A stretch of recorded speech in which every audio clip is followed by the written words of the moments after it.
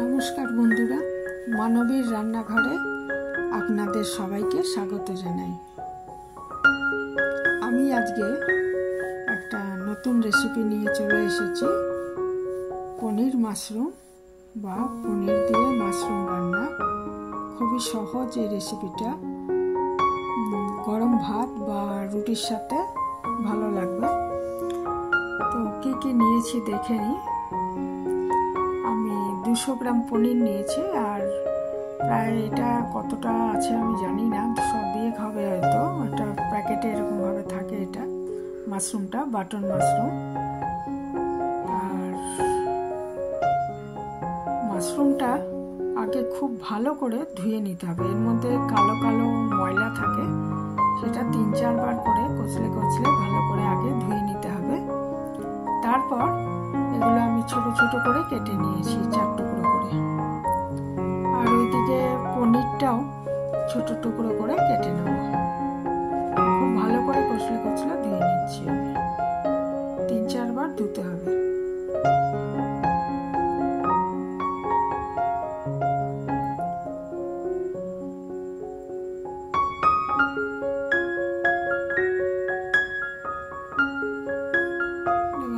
ভালো করে ধুয়ে নিয়েছি 4 বার মতো। তারপরে এগুলোকে আমি ছোট টুকরো করে 4 টুকরো করে কেটেছি এক একটা মাশরুম। আর পনিরটা টুকরো করে কেটে নিয়েছি। এরপর একটা কড়াই বসিয়ে আমি শুকনো খোলায় একটু গরম মশলা করে নিচ্ছি। 4টে এলাচ, 2টো দারচিনির টুকরো ছোট, আর 2টো লবঙ্গ। এটা শুকনো খোলায় ভেজে আমি একটু গরম মশলা করে নিচ্ছি। ইচ্ছে করলে কেনা মশলাও দিতে পারেন। এরপর আমি 2 চামচ মতো সর্ষের তেল দিয়ে দিলাম। আর 3টে ছোট সাইজে পেঁয়াজ আমি বড় বড় টুকরো করে কেটে রেখেছি। একদম কুচানোর দরকার নেই, টুকরো কেটে রেখেছি। এগুলোকে ভেজে নিচ্ছি।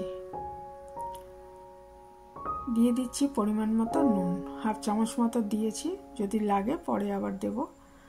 আর 1 চামচের 4 ভাগের 1 ভাগ হলুদ দিয়েছি। দিয়ে এটা ভেজে নিচ্ছি ভালো করে পেঁয়াজটা। আর আমি আদা রসুন একটু বেটে রেখেছি, সেটাও এর মধ্যে দেব। 4-5 কোয়া মতো রসুন আর 1 ইঞ্চি মতো আদা আমি বেটে রেখেছি শিলে, সেটা এরপরে আমি মেশাবো। ইচ্ছা করলে গুঁড়ো আদা বা গুঁড়ো হলুদ এই রসুনও ব্যবহার করতে পারেন। যে আমি বেটে রেখেছিলাম আদা আর রসুন, ওটা দিয়ে দিলাম। দিয়ে ভেজে নেব ভালো করে।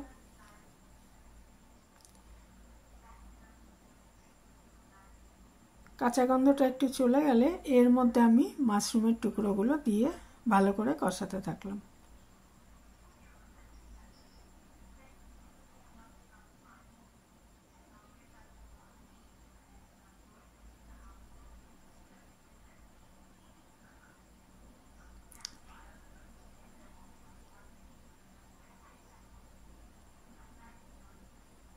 একটু লাল লঙ্কার গুঁড়ো, একটু ধনে গুঁড়ো, এগুলো দিয়ে দিলাম।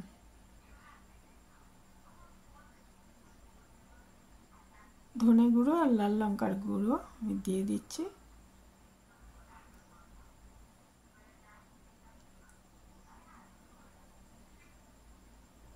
এরপর এর মধ্যে আমি 2টো টমেটো কুচি করে রেখেছি, সেগুলো দিয়ে দিলাম। কাঁচা লঙ্কা কুচি দিয়ে দিতে হবে। আর এরপরে একটু কষানোর পর এর মধ্যে পনিরগুলো দিয়ে দিলাম।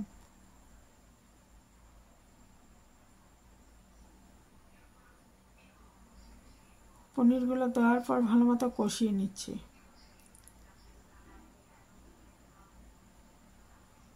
টমেটোর জন্য তো একটু টক ভাব আসবে, এছাড়া অল্প টমেটো পিউরিও আমি এরপরে মেশাবো।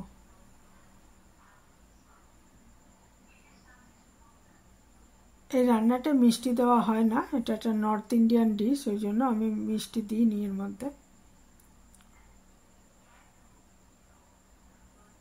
এর মধ্যে ইচ্ছে করলে একটু ফলের টুকরো যেমন আনারসের টুকরো দিতে পারেন।